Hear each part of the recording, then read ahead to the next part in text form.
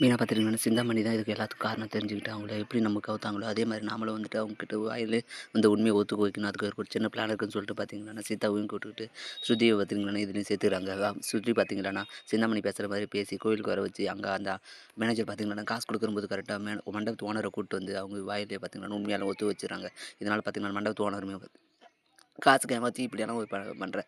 உழைச்சு சம்பாரிக்கிறவங்க காச ஏமாத்துனா கூட அது தக்காதுடா அப்படின்னு சொல்லிட்டு பார்த்தீங்கன்னா, நான் 2 அடி அடிச்சுட்டு, சிந்தாமணியும் பார்த்தீங்கன்னா, இவ்வளோ பெரிய பொம்பளையா இருக்கு. ஒருத்தவங்க உங்க தொழில் போட்டியா வரீங்களான்னா, அவங்கள போட்டியால வின் பண்ண பாருங்க. இப்படி அடுத்தவங்க வயித்துல ஏமாத்தி சம்பாதிக்கிறீங்களே, உங்களுக்கு கொஞ்சம் கூட வெட்கம் இல்லையான்னு சொல்லிட்டு பார்த்தீங்கன்னா, இனிமேல் ஆர்டர்ன்னு சொல்லி மண்டபத்து பக்கம் வந்தேன்னா, அவ்வளோதான் தொலைச்சு கட்டுருவேன் அப்படின்னு சொல்லிட்டு பார்த்தீங்கன்னா பணத்தையும் வாங்கி பார்த்தீங்கன்னா, மீனா கிட்ட குடுத்துறாங்க. உடனே பார்த்தீங்கன்னா, மீனாவும் வந்துட்டு அத எடுத்துட்டு போய் ஃபைனான்சர் கிட்ட குடுக்க போகும்போது தான் பார்த்தீங்கன்னா, சிந்தாமணி ஒரு ஃபோட்டோ வாங்க பார்த்துட்டு, "சார் இவங்க யாரு சார்?" அப்படி உங்க கூட இருக்காங்களே அப்படின்னு சொல்ல, "இவங்க தாம்மா என்னோட மனைவி" அப்படின்னு சொல்ல, "சரி சார்" அப்படின்னு சொல்லிட்டு பார்த்தீங்கன்னா, மீனாவுமே கரெக்ட்டா வந்து இங்கேயே சுத்தி சுத்தி மாட்டிக்கும் பார்த்தீங்கன்னு நெனச்சுக்கிட்டு, பணத்தையும் குடுத்துட்டு பார்த்தீங்கன்னா, வீட்டுக்கு வந்துர்றாங்க. இந்த விஷயத்த பார்த்தீங்கன்னா, முத்துக்கிட்ட சொல்ல, முத்துவுமே பார்த்தீங்கன்னா, வீட்ல எல்லாரும் முன்னாடி பார்த்தீங்கன்னா, இங்க மீனா எவ்வளோ பெரிய சாதனை பண்ணியிருக்கா அப்படின்னு சொல்லி அண்ணாமலை கிட்ட சொன்னா, அவருமே வந்துட்டு, "என்னடா விஷயம் எதுடா?" சொல்லி கேட்க, "பா நான் மீனாவ இவ்வளோ நாள் வந்து ஒரு கூட்டம் தொழிலே செய்ய விடாம ஏமாத்திருக்கணும்னு சொல்லிட்டு பார்த்தீங்கன்னா நினச்சிட்டு இருக்குப்பா. அதெல்லாம் ஜெயிச்சு அவ இன்னைக்கு செஞ்ச ஆர்டருக்கு பார்த்தீங்கன்னா, காச வாங்கிட்டு வந்திருக்காப்பா அப்படின்னு சொல்ல, அண்ணாமலைக்கு பார்த்தீங்கன்னா இன்னுமே புரியுதுல்ல. உடனே முத்து பார்த்தீங்கன்னா, நடந்த எல்லா விஷயத்தையும் சொல்ல, சூப்பர்மா. இதே மாரி தான் கிளவரா இருக்கணும். இந்த காலத்தில வந்து ரொம்ப உண்மையா இருந்தா கூட வந்து ஏமாத்திருவாங்க.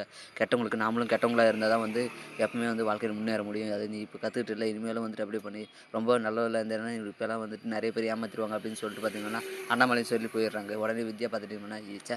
இதோட தொழில விட்டு நின்றுவா. வீட்ல இனிமேல் எனக்கு அடிமையா இருப்பான்னு பார்த்தா, இப்படி ஆயிப்போச்சு அப்படின்னு சொல்லிட்டு பார்த்தீங்கன்னா, சிந்தாமணிக்கு கால் பண்ணேன். சிந்தாமணி பார்த்தீங்கன்னா, மாஸ்டர் நான் என்னமோ நெனச்சேன் உங்க மருமகள. ஆனா இப்படி பண்ணிட்டேனே. நான் இனிமேல் தொழிலே செய்ய முடியாது. என்ன பண்றதுன்னே தெரியல. நான் இனிமேல் வீட்ல தான் இருக்கணும். அப்படின்னு சொல்லி சொல்ல அழுறாங்க. உடனே நீங்க ஏன் கவலைப்படுறீங்க? உண்மையா நீங்க நேர்மையா உழைக்கிறது நீங்க.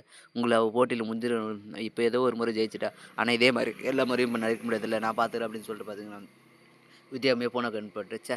சிந்தாமணி எதுக்குமே லாயக்கு இல்லாதவங்கள, இவங்கள நம்பி பிரயோஜனம் இல்ல. நாமளே தான் எதனா ஒண்ணு பண்ணி மீனாவ வீட்ட விட்டு வெளிய போகக்கூடாத மாரி பண்ணணும் அப்படின்னு சொல்லிட்டு, வித்யா பார்த்தீங்கன்னா, மீனாவ கவுக்கறதுக்கான புதிய பிளான் வந்து போடுறாங்க. இப்படி தான் வரப்போற எபிசோட் வந்து போப்போது. அடுத்து என்னலாம் இன்ட்ரஸ்டிங்கா நடக்க போகுதுன்றத நம்ம பொறுத்து வந்து தான் பார்க்கணும். மேலும் இது போன்ற அப்டேட்ஸ் தெரிந்து கொள்ள மறக்காம நம்ம சேனல சப்ஸ்கிரைப் பண்ணிட்டுருங்க. கூட பெல் பட்டனும் அழுத்துங்க. அப்பதான் நான் போடுற ஒவ்வொரு வீடியோ உங்களுக்கு நோட்டிஃபிகேஷன் வரும். Thank you.